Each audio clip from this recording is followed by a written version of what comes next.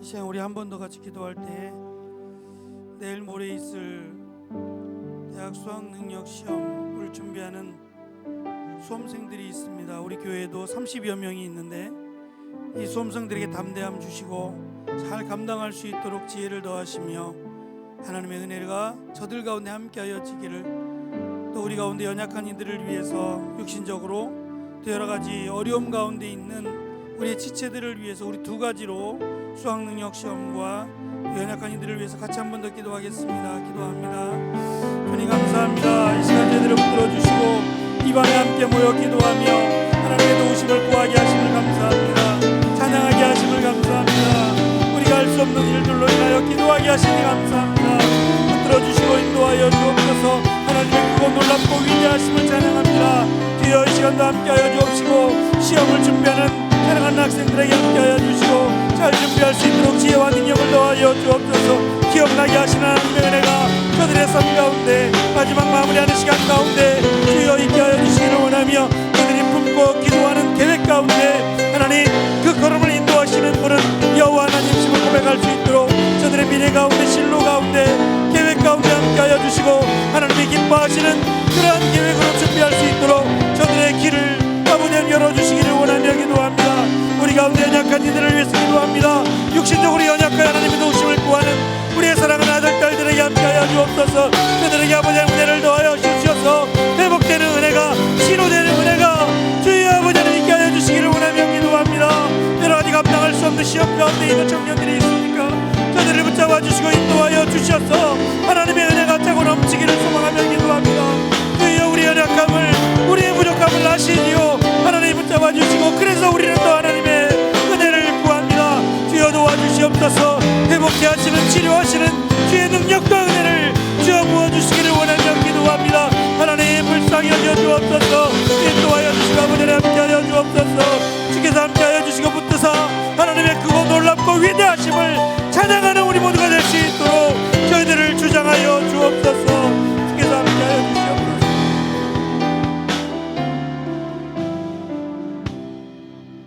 감사합니다. 이 밤에 저희들이 함께 모여 주님을 찬양합니다.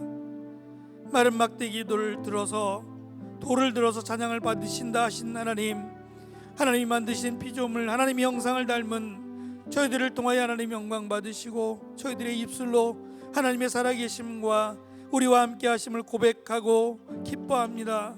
하나님 함께하여 주시고 이 시간도 우리와 함께하여 주셔서 하나님께서 우리에게 남겨주신 이 귀한 말씀들, 이 말씀이 무엇을 의미하는지, 내가 이 말씀 앞에서 어떻게 살아야 되는지를 다시 한번 깨닫는 귀한 시간 되게 하여 주옵소서. 감사드리며 예수님의 이름으로 기도합니다. 아멘.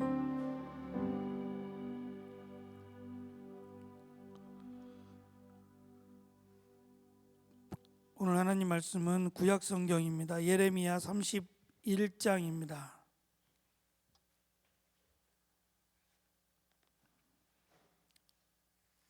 제가 가진 성경은 구약 성경 1100페이지에 있습니다. 예레미야 31장 29, 30 두 절을 같이 보겠습니다.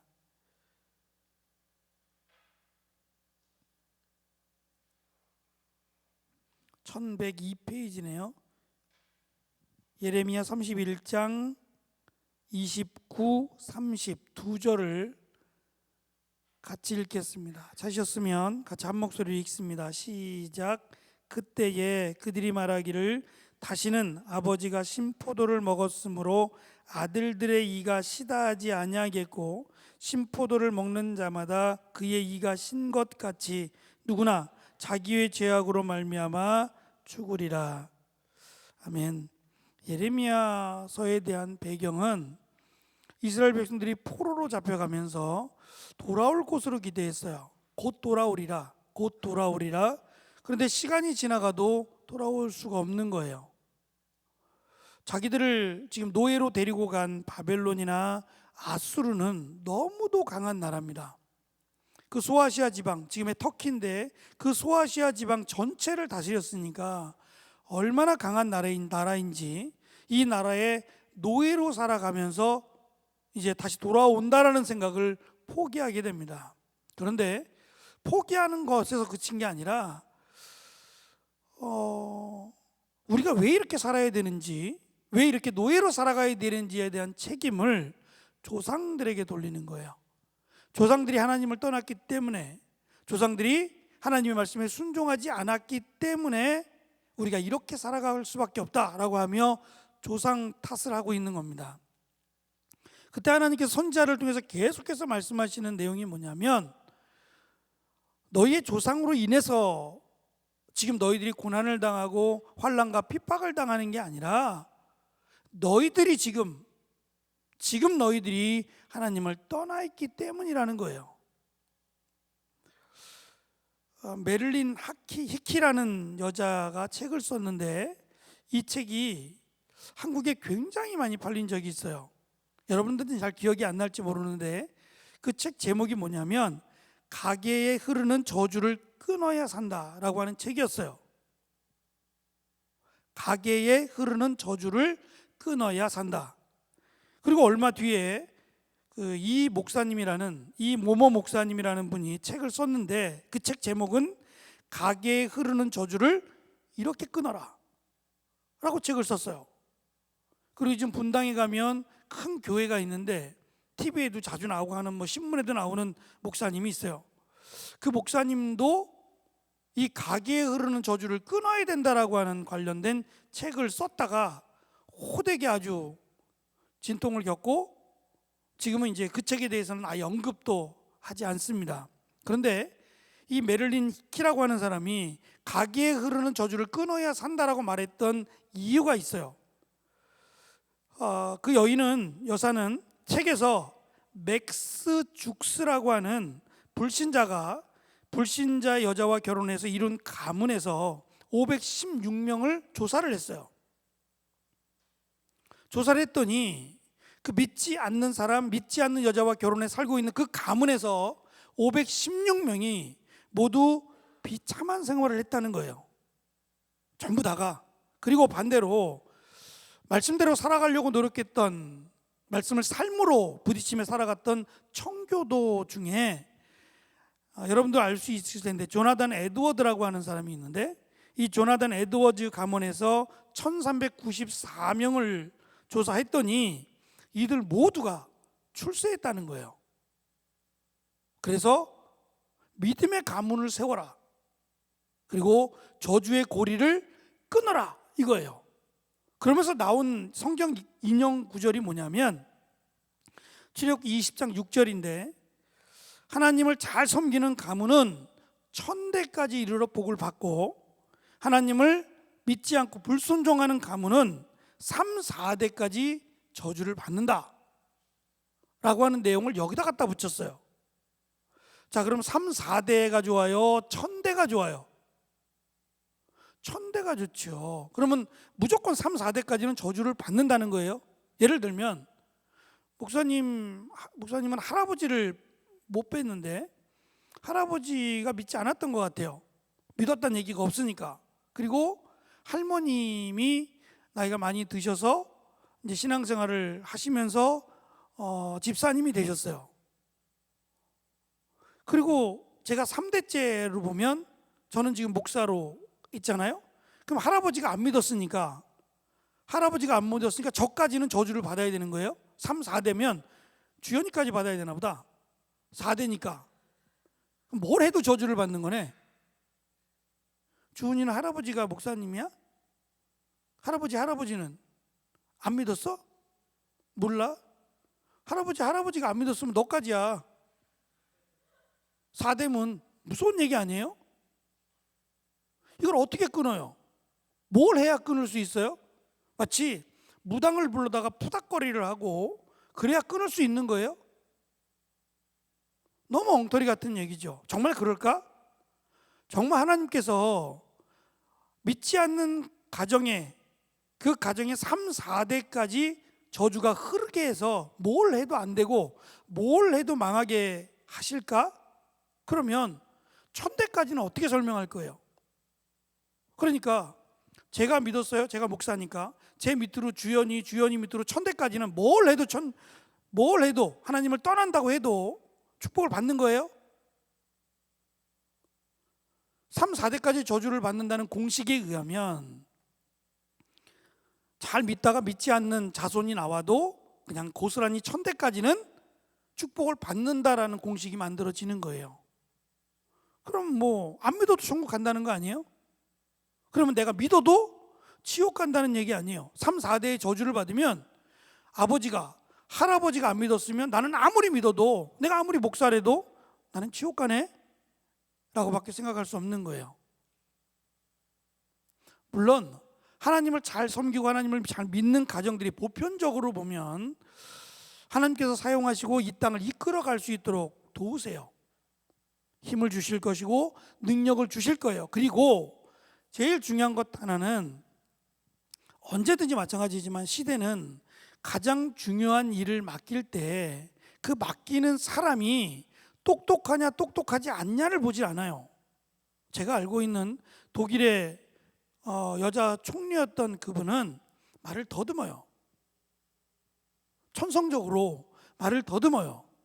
근데 이분이 총리가 됐단 말이에요. 어떻게 해서 총리가 됐느냐라고 했더니, 이분이 이제 총리 연설을 해서, 연설을 자기 어떤 그 정치 철학을 얘기해야 되잖아요. 근데 얘기를 해야 되는데 얘기를 잘 풀어낼 수가 없는 거예요. 다른 후보자들처럼 유창한 말을 쓰거나 뭐 전혀 그게 안 되는 거예요. 말을 더듬고 또 언변력이 뛰어나지 않으니까. 근데 이분이 총리가 될 수 있었던 결정적인 그 연설이 있는데 아주 짧은 연설이에요. 어떻게 연설을 했냐면, 나는 말을 잘하지 못합니다. 그러나 거짓말도 못합니다. 굉장히 짧은 이 말에 많은 사람들이 이 여인을 총리로 뽑았어요. 그러면 말을 더듬기 때문에 뽑은 게 아니죠. 진실하기 때문에 뽑은 거예요. 지금은 진실한 사람을 찾아요. 어디든지 마찬가지예요. 능력은 회사가 키워줄 수 있다고 생각해요. 지금 여러분들은 능력을 준비하고 있고 능력을 막 갖추기 위해서 여러 가지 뭐 공부도 하고 여러 가지 채워가잖아요. 필요합니다. 그러나 내가 지금 준비하고 지금까지 살아오면서 채워왔던 많은 것들이 막상 현장에 갔을 때 도움은 되겠지만 꼭 필요하지 않을 수도 있어요. 여러분들이 학교에서 공부하고 중학교, 고등학교, 대학교까지 공부한 내용들이 고스란히 직장에서 사용되느냐? 그렇지 않는 경우가 훨씬 많아요. 오히려 직장에서 배우면서 직장에 필요한 사람들로 채워져 가는 게 훨씬 많습니다. 그런데 그 가운데 가장 중요한 것은 이 사람을 믿을 수 있느냐, 믿고 회사를 맡길 수 있느냐, 이 사람이 진실하냐를 본단 말이에요. 그건 어디나 마찬가지입니다. 그런데 우리가 교회에서 또는 하나님의 말씀을 통해서 우리에게 들려주시는 모든 성경의 말씀의 기준이 뭐예요? 거짓말하지 말라 아니에요. 진실하라는 거 아니에요? 그럼 우리는 신앙생활 하면서 지금까지 살아오면서 다른 건 몰라도 내가 부족한 게 참 많지만 하나님을 두려워하는 마음, 이거 하나만큼은 가지고 있어야 되는 거예요. 사람은 속일 수 있지만 하나님은 속일 수 없는 거예요. 그것이 진실로 나타나요. 그래서 교회에 다니는 사람들을 사용하기를 원하는 이유가 진실하기 때문에 그래요. 지금은 시대가 많이 바뀌었어요. 목사님이 여러분 때만 해도 직장에서 술 마시고 담배 피는 일들이 굉장히 많았어요.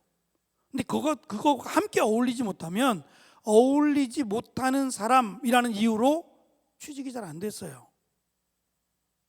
특별히 내가 전공을 한 것이 회사와 맞지 않는다면 취직하기가 너무 어려워서, 예수 믿는다는 것 때문에 주일날은 교회를 나가야 된다, 그리고 술을 마시지 않는다, 담배를 피지 않기 때문에 다른 그 사원들과 친밀하게 지낼 수 없다라는 그 이유가 결정적 원인이 됐어요.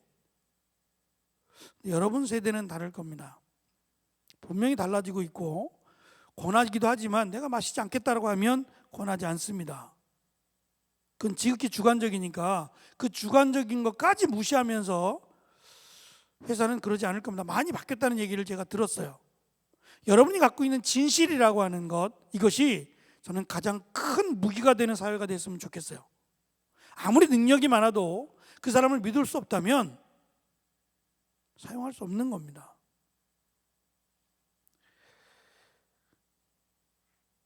이런 가계의 저주가 흐른다느니 아니면 가계의 천대까지 축복이 흐른다는 것은 지극히 주술적인 내용이에요. 과거에 여러분들이 잘 아는 내용이에요. 어느 모 교회에서 땅 밟기라는 거 아시죠?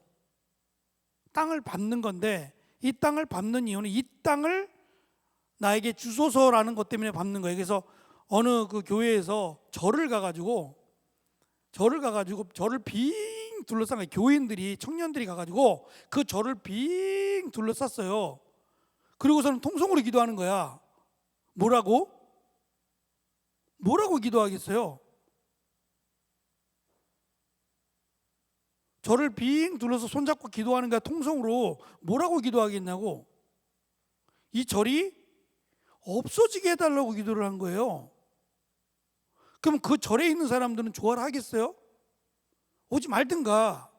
왜 여기 와가지고 이 땅을 나에게 달라고 기도하고 이 절이 없어지게 해달라고 기도를 하니 어느 누가 좋아하겠어요?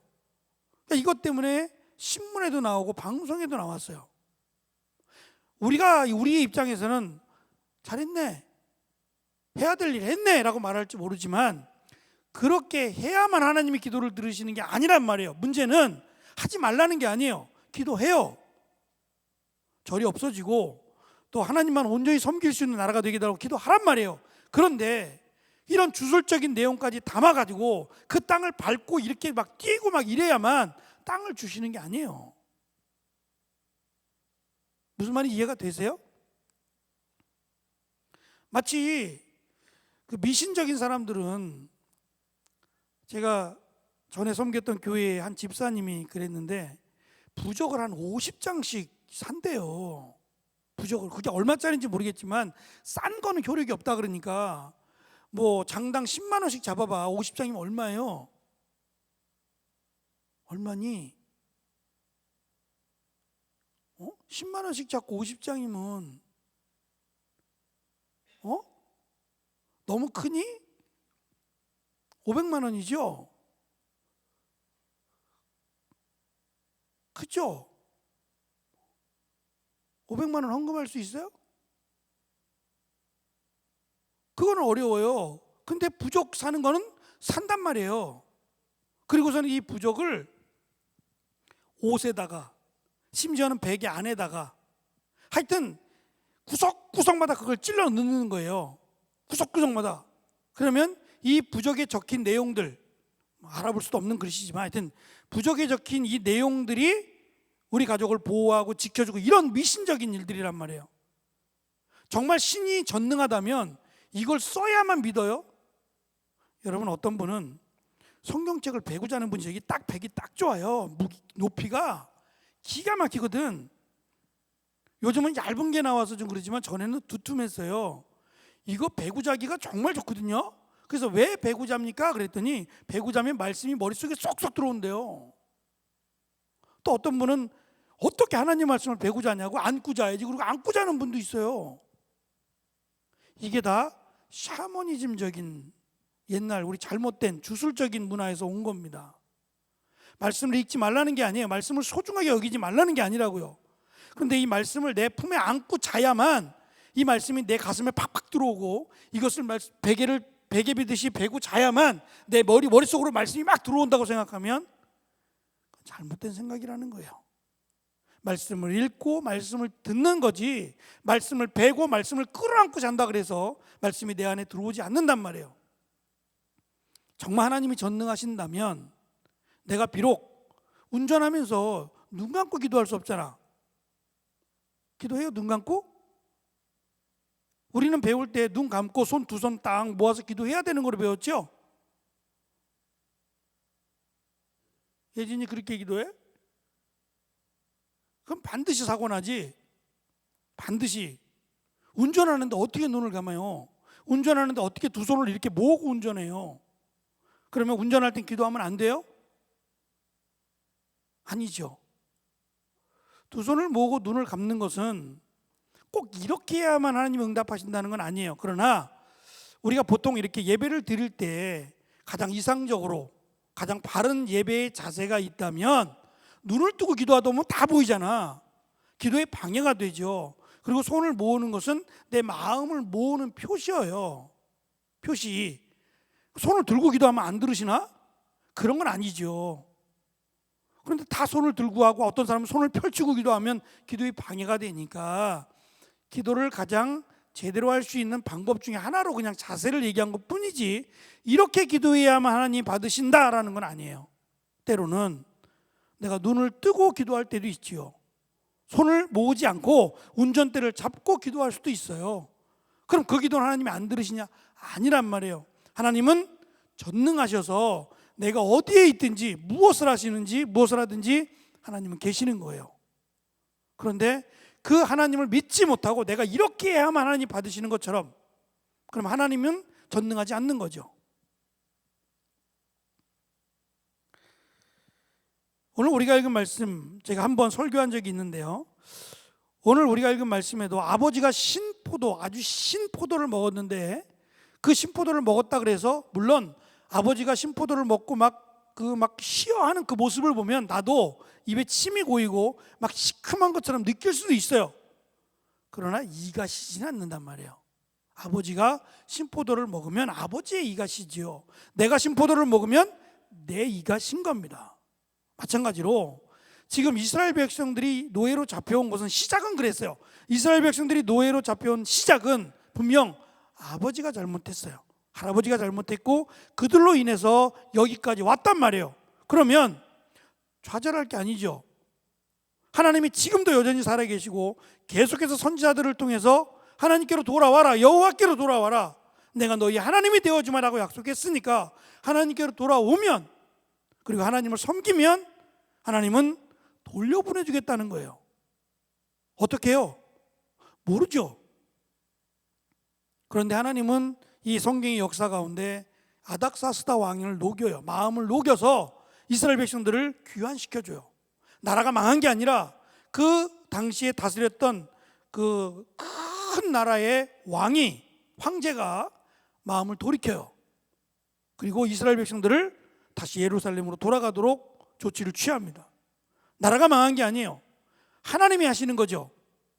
우리가 이 땅을 살아나가면서 내 마음대로 산다, 나밖에 없다라고 생각하면 하나님의 능력을 믿지 못하는 거예요.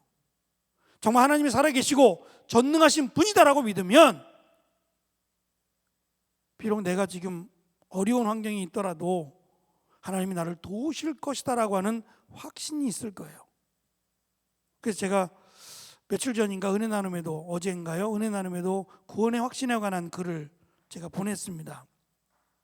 내가 구원받는다는 확신이 있으면 내가 어떠한 상황이든지 피관하지 않을 거예요. 구원에 대한 확신이 있으면 말입니다.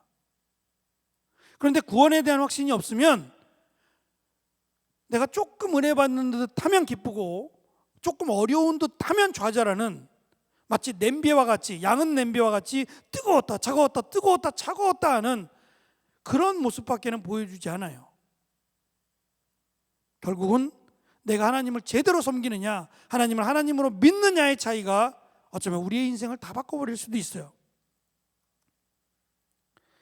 하나님께서는 이스라엘 백성들에게 그렇게 말씀합니다. 돌아오라고.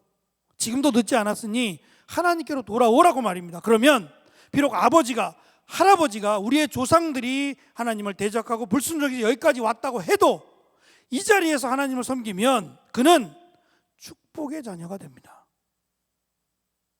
어찌 보면 너무 쉬운 거죠.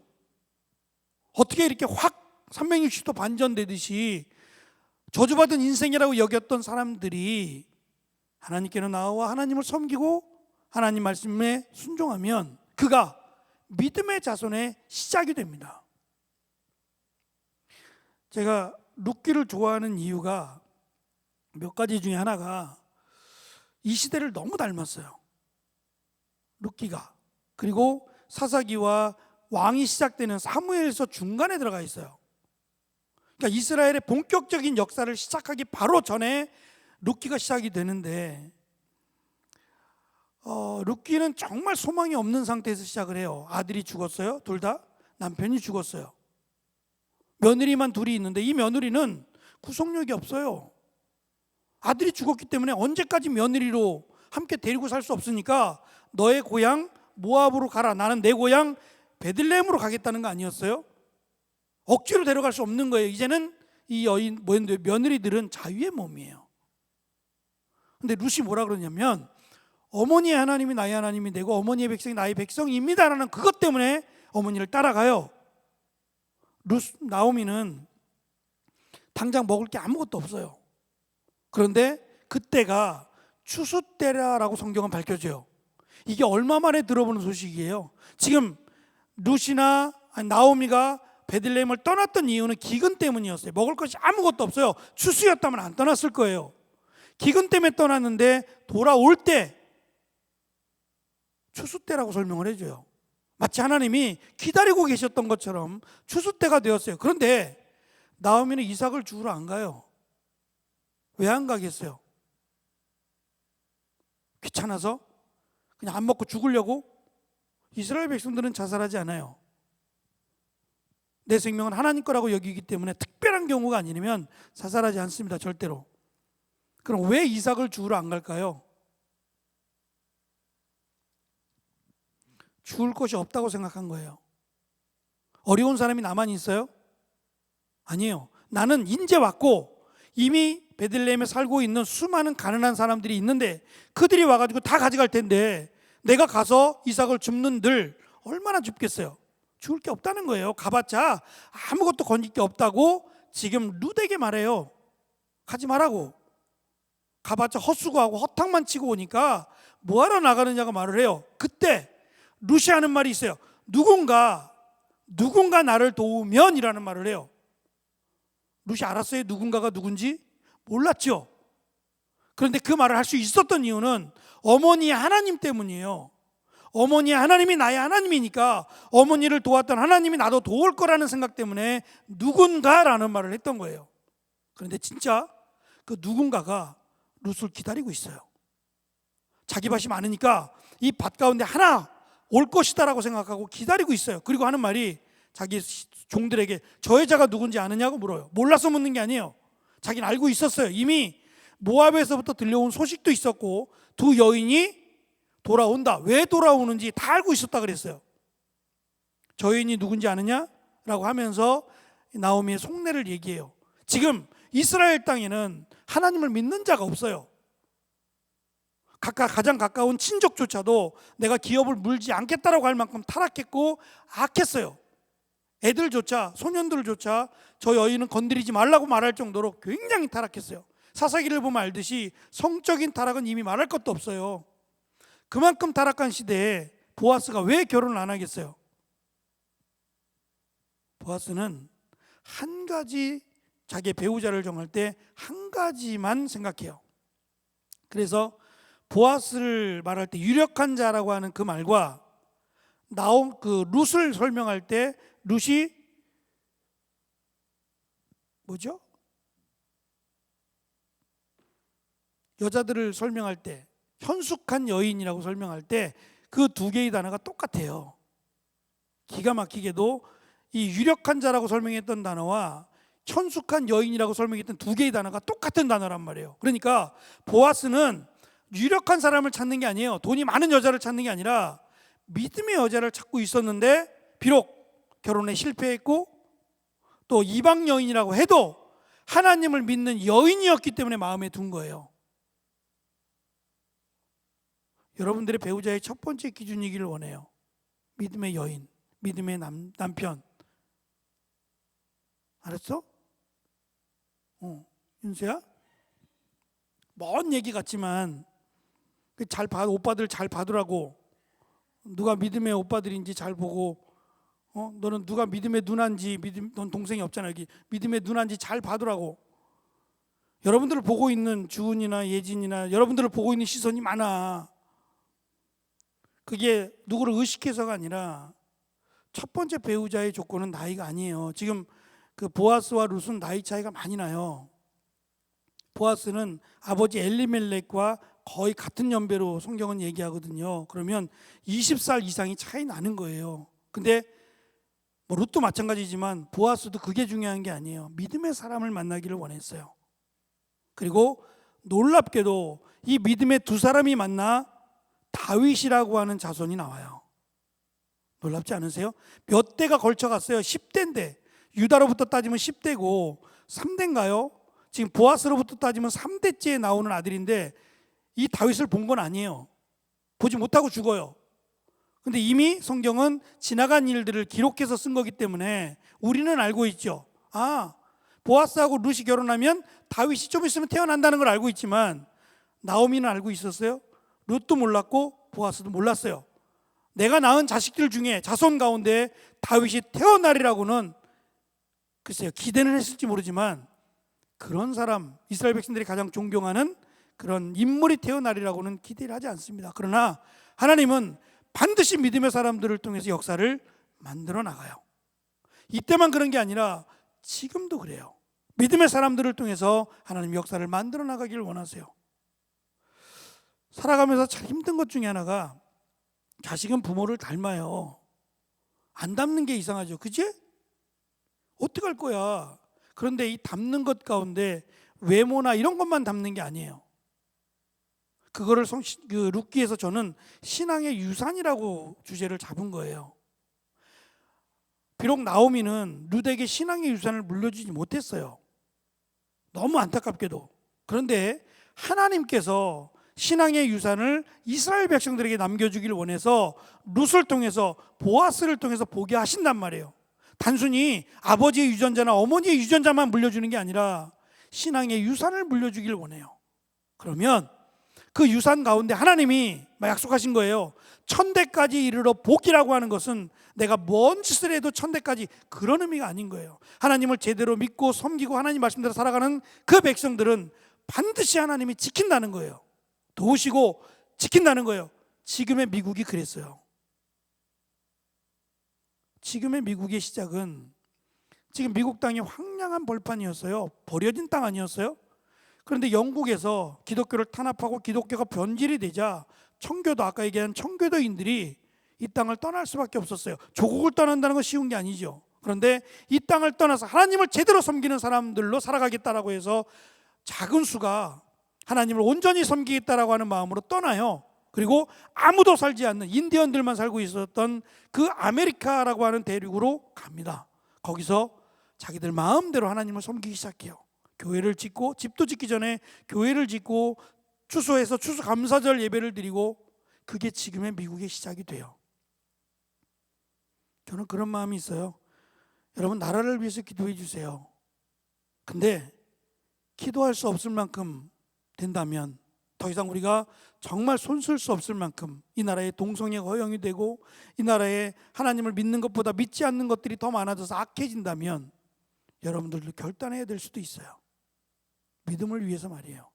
그런데 그 믿음의 결단이 지금의 미국을 만든 것처럼 하나님은 믿지 않는 자에게 관심이 없어요.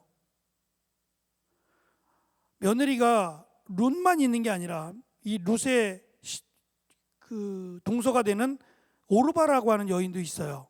근데 오르바는 자기 모압 땅으로 가고 어머니의 집으로 가고 룻만 돌아왔는데 성경은 이 오르바에 대해서 더 이상 얘기하지 않아요.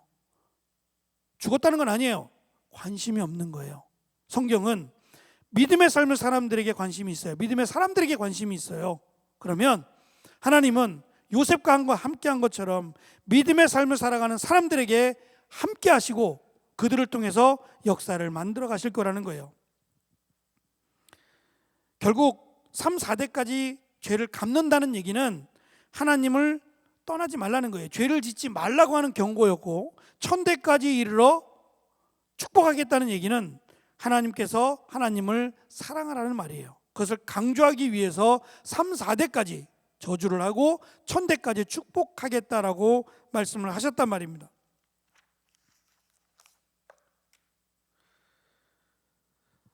특별히 3, 4대의 저주와 1000대까지 이르는 축복을 가로지르는 3, 4대의 저주와 1000대의 축복을 결정짓는 단어가 하나 있어요. 이것 때문에 하나님이 3, 4대를 저주하고 1000대를 축복하시는 건데, 이 절대적 기준이 뭐냐면 한글 성경에는 이렇게 번역을 했어요. 나는 질투하는 하나님이라. 윤수는 질투가 뭔지 알아? 뭐야?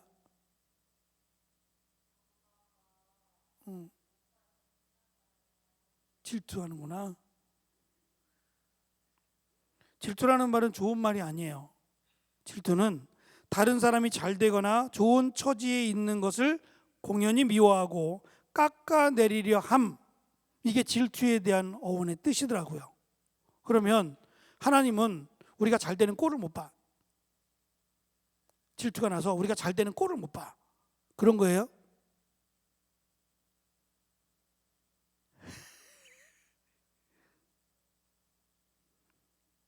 이 질투라는 말이 나올 때면 반드시 같이 따라 나오는 내용이 있어요. 출애굽기 34장 14절에 보면 너는 다른 신에게 절하지 말라. 여호와는 질투라 이름하는 질투의 하나님이다. 신명기 5장 9절에 보면 그것들에게 절하지 말며 그것들을 섬기지 말라. 나 내 하나님 여호와는 질투하는 하나님인즉. 이렇게 해서 계속 질투하는 하나님이라고 나올 때에는 그 앞에 나 외에는 다른 신을 섬기지 말라, 우상을 섬기지 말라고 하는 내용이 나온단 말이에요. 이것 때문에 하나님은 우리 식으로 하면 질투하신다는 거예요. 그래서 이 질투를 원래 히브리어에서 번역을 하면 어떻게 번역이 되냐면 하나님을 대적하는 자를 용서하지 않으신다는 거예요. 하나님을 잘 안 믿어요. 그리고 다른 신을 믿어요. 이거는 하나님을 대적하는 거로 봐요. 나 외에 다른 신을 섬기지 마라. 그럼 다른 신을 섬기게 되면 하나님을 대적하는 거예요. 하나님을 인정하지 않는 거 아니에요. 그것을 대적하는 걸로 봐요. 그러니까 나 외에 우상을 섬기는 자는 나는 나를 대적하는 자를 용서하지 않으시는 하나님이라는 거예요. 그것이 가장 중요한 문제였어요. 그래서 우상이 얼마나 많았겠어요. 우리나라도 이 우상의 종류를 따지면 굉장히 많습니다. 제가 그 얘기했죠. 천하대장군, 지하여장군 기억나요? 뿐만이 아니라 제가 의정부에 살다가 왔잖아요. 의정부에서 서울로 들어오는 경계에 해태상이 있어요. 해태상. 이게 서울을 상징하는 거기 때문에 그래요. 해태가 우상이에요. 그 상 자체가 우상이라고. 근데 이 우상이 웃긴 게 뭐냐면 우상이 짬뽕이야. 거의 대부분들은 우상이 짬뽕이에요. 여러분 한번 찾아봐. 우상들을 막 인터넷을 찾아보면 우상들의 종류를 가만히 보세요. 제대로 된 우상이 하나도 없어. 다 짬뽕이야. 얼굴은 사자고 몸집은 어떻고 그렇게 만들어 놓은 거예요. 마치 조립하듯이 가장 좋은 것들만 빼가지고 조립하듯이 그렇게 만들어 놨어요. 그런데 하나님은 나는 어떤 형상도 만들지 말라는 거예요. 하나님은 이게 하나님이야 라고 어떤 형상도 만들지 말라는 거예요. 만들 수도 없고. 그런데 우상은 누가 만든 거예요? 원래부터 있던 게 아니라 사람이 만든 거예요. 그리고 여기다가 내용을 붙여서 마치 신화처럼 부풀어 오르게 한 거예요. 전혀 쓸모없는 것들이죠. 그리스 로마 신화가 그런 거 아니에요? 전혀 몰라도 상관없는, 정말 몰라도 상관없는 이것을 허탄한 신화라고 얘기해요. 성경은 이것을 막 부풀려가지고 하루 종일 얘기해요. 누가 뭐 포세이돈이 어땠고 제우스가 어땠고 막 헤르메스가 어땠고 이런 얘기들을 밤새도록 해요. 그래서 뭐 허탄한 신화입니다. 전혀 우리에게 1.1핵 도움이 안 되는 허탄한 것들이라고 성경은 이야기합니다. 하나님을 하나님으로 섬기지 않는 것, 하나님을 하나님으로 믿지 않는 것을 성경은 대적하는 거로 봐요. 그러면 반대가 있겠죠. 하나님을 하나님으로 믿는 자에게는 하나님이 어떤 축복을 주시겠어요? 내가 너의 하나님이 되어주겠다 해요.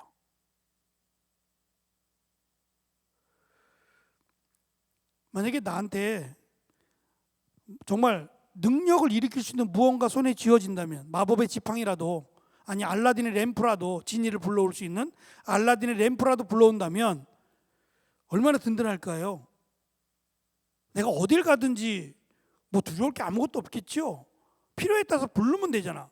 나 저기 가고 싶어, 나 뭐 갖고 싶다, 나 뭐 먹고 싶다, 얼마든지 얘기하면 갖다 줄 텐데요.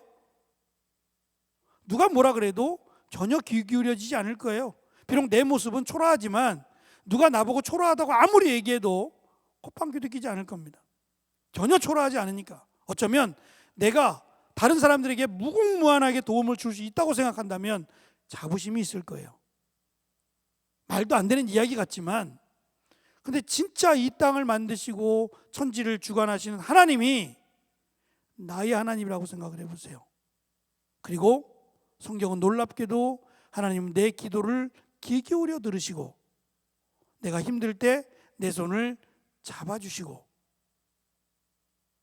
우리가 전혀 상관없는 분이 아니라 정말 아버지처럼 그렇게 나를 안아주시고 나를 이끌어주시는 그런 분이 되어주겠다고 약속을 하셨단 말이에요. 지금은 이제 이런 얘기들이 별로 없습니다만 한때 한국교회가 굉장히 시끄러웠던 적이 있어서 제가 이 말씀을 소개하는 겁니다. 절대로 주술적이지 않습니다. 성경은 지극히 현실적입니다. 언제나 하나님은 상식을 초월해서 우리가 보고 있는 예를 들면 그런 거예요. 내가 하나님을 잘 믿으니까 라고 말하면서 이 종이가 떨어지지 않게 기도하면 안 떨어질까요? 하나님이 만들어 놓은 법칙이 있어요. 만유인력의 법칙에 의해서 떨어지죠. 특별한 경우 하나님께서 그렇게 인도해서 마치 해가 멈추는 이런 특별한 하나님이 말씀하신 경우가 아니라면 하나님은 질서를 어기시지 않습니다. 그래서 우리가 수고하여 땀을 흘리라고 하시면 수고해서 땀을 흘리는 것은 우리가 해야 되는 일입니다. 더 풍성하게 맺게 하는 것은 분명히 하나님이 하시겠지만 우리가 앉아서 입만 벌리고 하나님이 넣어주는 그런 하나님은 아니시라는 거예요. 이 말씀은 경고의 말씀이 아니라 오히려 하나님이 우리를 사랑하시기 때문에 주시는 말씀입니다. 두려운 말씀이 아니라 은혜로운 말씀이라는 거예요. 3, 4대와 1000대를 비교할 수 있겠어요? 지금이라도 우리로부터 시작된 어쩌면 우리의 가문들이 믿음의 가문이 되는 것 결코 쉽지 않아요. 정말 쉽지 않습니다. 믿음의 자녀를 키우는 것 쉽지 않은 것 같아요. 내가 믿음에 바로 서 있지 않으면 믿음의 자녀를 세우는 건 정말 쉽지 않습니다. 아이들을 억지로 때려서 여기다 앉혀놓는다고 앉을 수 있겠어요? 누가 여기 앉겠어요? 그렇지 않아요. 자기 마음에 내가 하나님을 섬기는 마음, 내가 하나님을 사랑하는 마음이 없다면 예배자의 자리로 나오지 않는다는 거예요. 지금 시대가 말입니다. 그래서 지금은 말씀하신 대로 은혜 받을 때입니다. 하나님이 우리에게 은혜를 주시길 원하고 은혜 받을 만한 때다라고 말씀하셨어요. 그렇다면 저는 우리 교회가 은혜 받을 만한 기회가 좀 많았으면 좋겠어요. 우리가 오늘 44회째 화요 찬양 집회를 하고 있습니다만 우리 청년들뿐만 아니라 중고등부도 우리 하늘꿈도 마찬가지로 하나님의 은혜를 많이 경험할 수 있는 시간들이 많았으면 좋겠어요. 그거 외에는 하나님께로 갈 수 있는 방법이 없어요. 세상적인 프로그램들은 재미를 줄 수 있을지 모르지만 은혜를 주지 못해요. 근데 우리가 찬송하는 일, 말씀을 듣는 일, 기도하는 일은 재미는 없을지 모르겠어요. 은혜가 있어요. 하나님이 그 가운데 계시고 하나님이 그것을 통해서 영광 받으시고 우리에게 은혜를 부어주시기 때문이에요. 우리는 하나님을 따라가게끔 만들어졌어요. 하나님의 형상을 닮았다는 얘기는 그거예요. 자석이 뭔지 아시죠? 자석을 2개를 강력한 자석일수록 다르겠지만 자석을 2개 다 이렇게 붙여놓으면 가까워질수록 당기는 힘이 있어요. 물론 밀어내는 힘도 있지만 당기는 힘이 있는 것처럼 우리가 신을 찾게 되는 것은 하나님의 형상이 내 안에 있기 때문이에요. 그래서 종교성이 많다라는 것, 비록 하나님을 믿든 우상을 섬기든 간에 인간은 신을 향해 나아가게 돼 있어요. 그런데 그 신이 죽어있는 우상이냐 전능하신 하나님이냐에 따라서 완전히 변하죠. 내가 하나님을 섬길 수 있는 것, 내가 하나님을 믿는 것은 성경은 말합니다. 축복이라고 말입니다. 가장 큰 은혜와 축복은 하나님을 믿는 거라고 우리에게 가르쳐 줍니다. 여러분들은 저를 보라 포함해서 다 하나님께로 나아온 여러분들은 하나님의 가장 큰 축복을 받은 사람들입니다. 말도 안 되는 3, 4대의 저주와 1000대까지의 축복이라고 하는 마치 수학 공식처럼 1000대까지 무슨 일을 해도 축복을 받고 무슨 일을 해도 3, 4대까지 저주를 받는다. 이런 문자적인 잘못된 내용이 현혹되지 마시고 지금이라도 내가 하나님을 잘 섬기면 하나님이 룻과 보아스의 가정을 통해서 다윗을 허락하신 것처럼 분명히 하나님은 믿음의 자손을 주시고 이 믿음의 자손들을 통해서 이스라엘을 이끌어갈 수 있는 큰 은혜를 우리에게 주신다는 겁니다. 당장은 보이지 않을 수 있지만 분명히 하나님께서 약속하신 것처럼 우리를 통해 믿음의 자손들을 세워가실 겁니다. 아버지가 아니라 할아버지가 아니라 지금 내가 하나님을 섬기는 일에, 지금 내가 하나님을 믿고 따르는 일에 열심을 다하는 우리 모두가 되었으면 좋겠습니다. 기도하겠습니다. 주님 감사합니다. 오늘 우리는 말도 되지 않는 이야기거리로 많은 사람들을 현혹하게 만드는 3, 4대까지 저주를 받게 되고 1000대까지 이르러 축복을 받는다라고 하는 이런 엉터리 같은 내용들로 사람들을 현혹하는 잘못된 내용들을 고쳐잡는 시간을 가졌습니다. 지금 내가 하나님을 바르게 섬기고 있다면 하나님 분명히 우리를 축복하실 뿐 아니라 우리를 통하여 믿음의 자녀들을 세워나가기를 원하십니다. 아버지, 할아버지의 믿지 못함으로 인하여 내가 저주를 받는 것이 아님을 기억하고 기쁨으로 내가 하나님을 섬길 수 있다는, 내가 하나님을 믿고 있다라고 하는 기쁨과 감격으로 하루하루를 살아나가는 우리 모두가 되도록 하나님 인도하여 주옵소서. 감사드리며 예수님의 이름으로 기도합니다. 아멘. 수고하셨습니다. 다음 주에 보겠습니다.